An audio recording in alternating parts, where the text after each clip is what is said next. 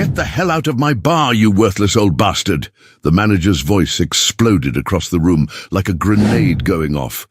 Every conversation died. Every head turned. And there in the corner booth sat a 72-year-old man who didn't even flinch. Just quietly closed his book and reached for his wallet like he'd been expecting this moment his whole life. The kid behind the bar had no idea he'd just publicly humiliated a Navy SEAL commander who'd saved more lives than this punk would ever meet. But then a chair scraped, then another, and another, because half that bar weren't just customers. They were his men. And the man getting thrown out like garbage, he was the reason they were still breathing. If you think some people forget who died so they could live free, you're about to see what happens when warriors remember. Jack Sutton had been coming to the Copper Barrel every Thursday for over a year, and he'd never caused a lick of trouble. Same routine every time. Walked in around 6, nodded to whoever was behind the bar, ordered coffee black, and settled into that corner booth with whatever paperback he was working through. Never bothered anybody, never asked for anything special, just wanted to sit quietly for an hour or two before heading back to his little rental house on the edge of town. Most of the regulars had gotten used to him. Hell, some even looked forward to seeing him there. There was something solid about the old guy, something that made you feel like the world was a little more stable when he was around. He wore the same clothes every week, clean flannel shirt, well-worn jeans, work boots that had seen better days but were still being taken care of. No military patches, no veteran's cap, nothing that screamed, "Look at me." Just a quiet man in his 70s who minded his own business and paid his tab without complaint. You could tell he'd been something once, though. The way he sat, back straight, even when he was relaxed, eyes that automatically scanned the room when he walked in, always choosing the booth that gave him a clear view of both entrances. The way he treated the waitresses with old-school courtesy that seemed genuine rather than performed. The way other customers, especially the older ones, gave him a respectful nod when they passed his table, like they recognized something in him even if they couldn't quite put their finger on what it was. The trouble started when Blake Morrison took over as night manager. Kid was maybe 25, fresh out of some hospitality management program, full of ideas about optimizing the customer experience and attracting a younger demographic. He took one look at Jack sitting in that corner booth, nursing a single cup of coffee for 2 hours, and decided the old man was bad for business. The first time Blake tried to move him, Jack just looked up from his book, some worn paperback thriller that looked like it had been read a dozen times, and said quietly, "I can pay for a meal if that would help." Blake backed down that night, but you could see him stewing about it, checking his watch every time he looked over at the booth, calculating lost revenue, like Jack was personally stealing money out of his pocket. Blake started making little comments to the other staff, loud enough for nearby customers to hear. Some people think they can just set up camp wherever they want. Or maybe if we charged rent for that booth, we'd actually make some money. The kind of passive-aggressive nonsense that builds up pressure until something finally explodes. The other employees, especially Sarah, the veteran bartender who'd been working there for 15 years, tried to talk sense into him. That man's never caused any trouble, Blake. He tips well, he's polite to everyone, and he's got as much right to be here as anybody else. But Blake was the manager, and he was determined to assert his authority over what he saw as a freeloader taking advantage of their hospitality. It came to a head on a Thursday in late October. Jack was settled in his usual spot, working his way through what looked like a Tom Clancy novel, when Blake decided he'd had enough. The kid had been drinking, not enough to be drunk, just enough to be stupid, and he marched over to the booth with his chest puffed out and his manager's badge, gleaming under the bar lights like it was some kind of sheriff's star. "Look, old man, I've been patient with you, but this has got to stop," Blake announced, loud enough for half the bar to hear. His voice carried that particular brand of liquid courage that comes from 3 beers and the inflated sense of power. You can't just camp out here all night buying 1 cup of coffee. This isn't a library, and it sure as hell isn't a homeless shelter. The room went quiet in that way that happens when everyone senses trouble brewing. Conversations started trailing off as people turned to watch the confrontation. Some of the regulars looked uncomfortable. They knew Jack, knew he never caused problems, knew this was wrong, but nobody wanted to get involved in what looked like a management decision.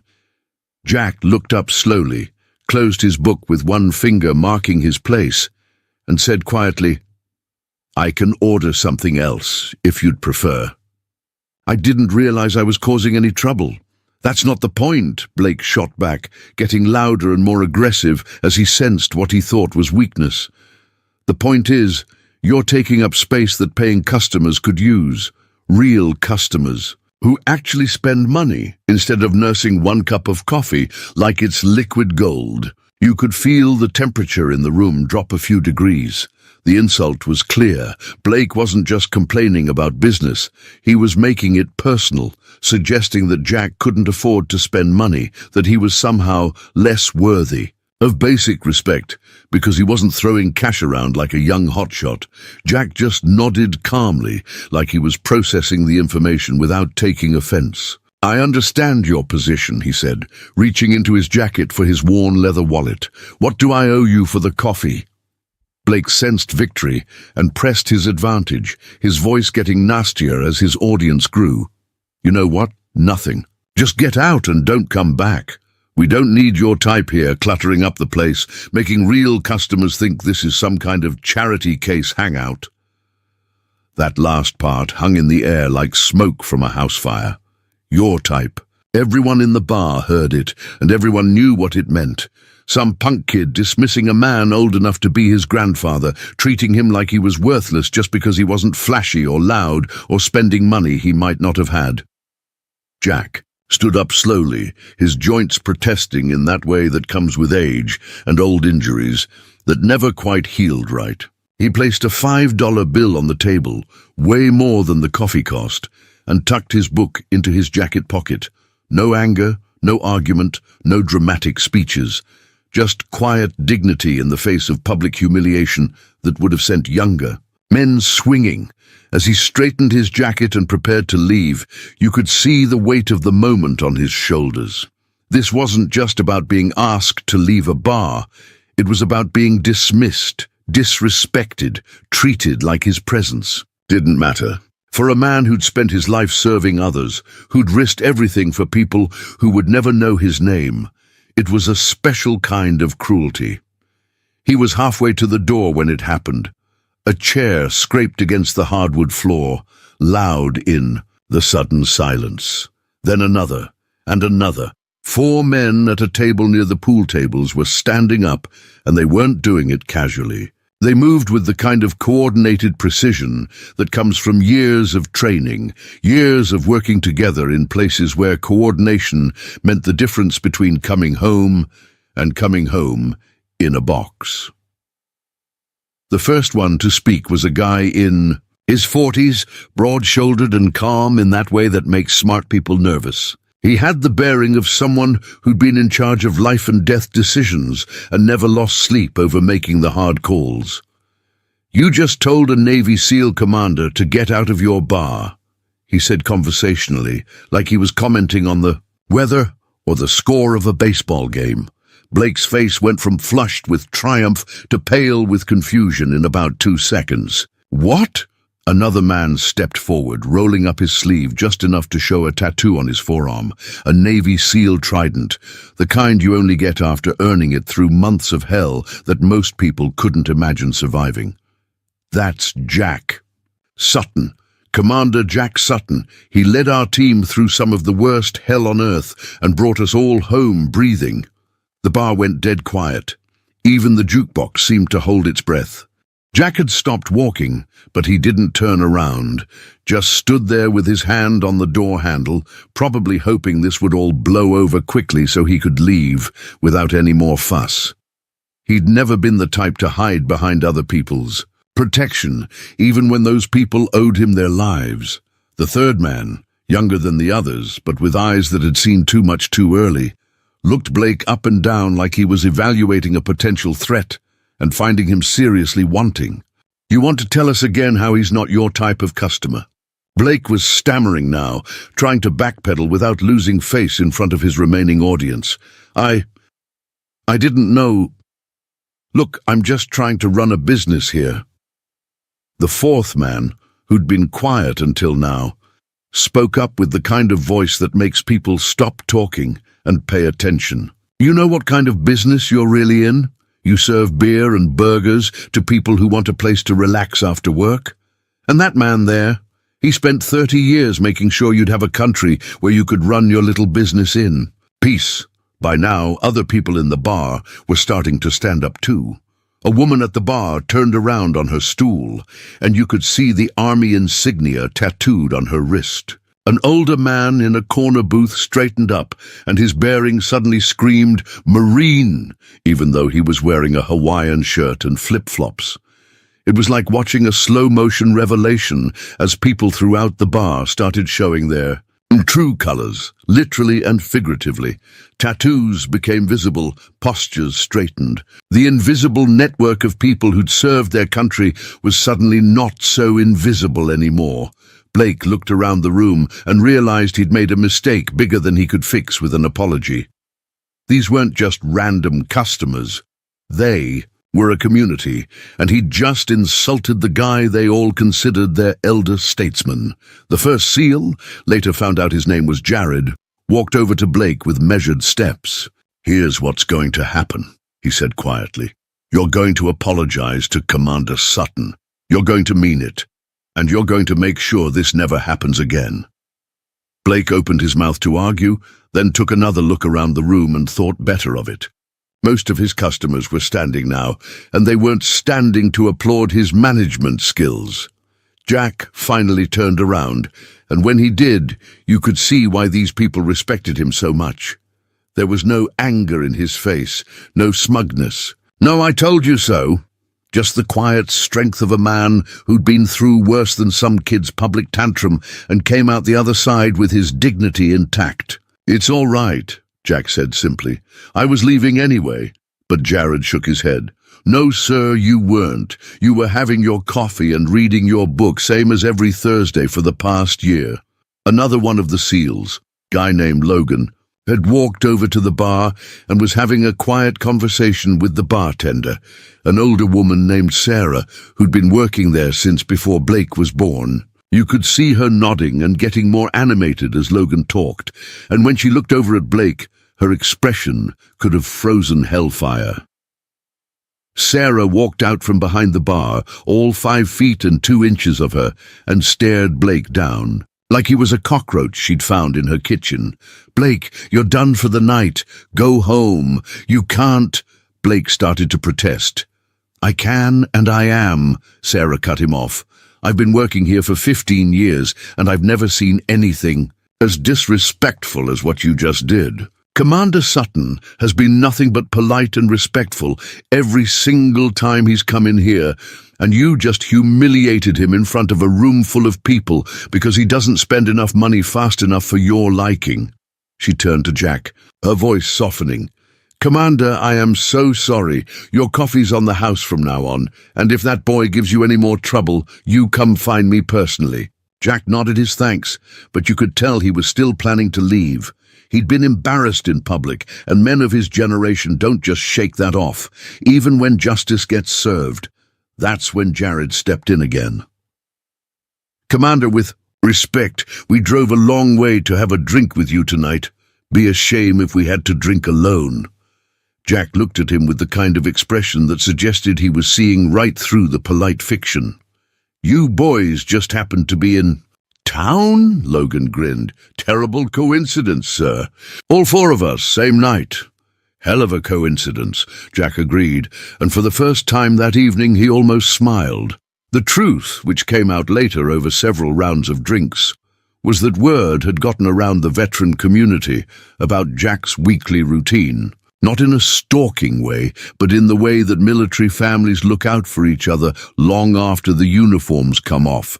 These guys had been quietly taking turns showing up on Thursday nights just to make sure their old commander wasn't sitting alone, just to provide some backup if he needed it. They'd seen Blake's attitude building over the past few weeks, seen the way he looked at Jack like he was some kind of charity case, and they'd been waiting for something like this to happen. When it did, they were ready. As Jack settled back into his booth, this time with company, Sarah brought over a round of drinks and a plate of the bar's best appetizers. "This one's on the house too," she said firmly, "and Blake's gonna be having a conversation with the owner tomorrow about customer service." The evening transformed into something special after that. Jack, who usually sat alone with his book, found himself telling carefully edited stories about places he'd been and things he'd seen, though he kept the details vague and the focus on the men he'd served with rather than his own actions. His former teammates filled in some of the gaps, talking about missions they could discuss and giving glimpses of the kind of leader Jack had been. One story that stuck with everyone was about a rescue operation in Somalia. Jack had volunteered to go in alone to extract a captured intelligence officer, and when his team insisted on backing him up, he'd spent 3 hours planning the mission down to the last detail to make sure everyone came home. "He could have gone in fast and dirty," Logan said, "but that wasn't his style. He wasn't willing to risk any of us just to make things easier for himself." Another story, this one from their time in Afghanistan, had Jack organizing a medical evacuation under fire for a wounded Afghan interpreter who'd been helping American forces. "Command said he wasn't a priority," Jared remembered. "Commander said that was bullshit, pardon my language. He called in every favor he had to get that chopper in there." Throughout all of this, Jack mostly listened, occasionally correcting details or adding context, but never making himself the hero of the stories. It was clear that his former teammates revered him not just for his tactical skills, but for his character, the way he treated people, the way he made decisions, the way he carried himself under pressure. Blake never came back that night, but the next morning, the owner of the Copper Barrel made some changes. There was a small brass plaque installed on Jack's usual booth that simply read, "Reserved, Thursdays, 6 p.m. Blake got reassigned to day shifts, where his customer service issues could be supervised more closely, and within a month he'd found another job at a chain restaurant where his attitude fit in better with corporate culture. More importantly, Thursday nights at the Copper Barrel became something of an institution. Jack still came every week, still brought his book, still ordered coffee, but now there was usually someone there to sit with him, to share a drink and swap stories, to make sure that a man who'd spent decades serving his country didn't have to spend his retirement sitting alone in a corner booth. The stories spread through the veteran community, as these stories do. Not in a viral internet way, but through the quiet networks of people who understand what service means and what it costs. Jack became something of a legend, not because he sought attention, but because he embodied the kind of quiet dignity and steady leadership that the military tries to instill in its best officers. Years later, when Jack finally passed away, peacefully in his sleep, the way warriors rarely get to go, his funeral was standing room only. Men and women came from all over the country to pay their respects to a commander who'd led by example and never asked for recognition.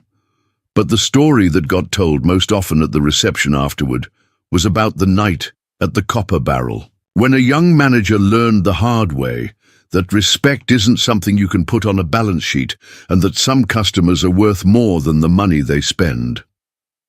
The booth at the Copper Barrel still has that brass plaque, and every Thursday, at 6 p.m. somebody sits there. Sometimes it's one of Jack's old teammates. Sometimes it's a younger veteran who heard the story and wanted to pay their respects. Sometimes it's just a civilian who understands that some traditions are worth maintaining. Because respect isn't loud, and it doesn't always come with fanfare. Sometimes it's as simple as saving a seat for someone who earned it and making sure they know they're not forgotten. Subscribe if you believe our veterans deserve better than indifference. Share this if you know someone who served quietly and never asked for applause, but earned every bit of respect they received. And tell me in the comments about the quiet heroes in your own life. The people who made a difference without making a fuss about it.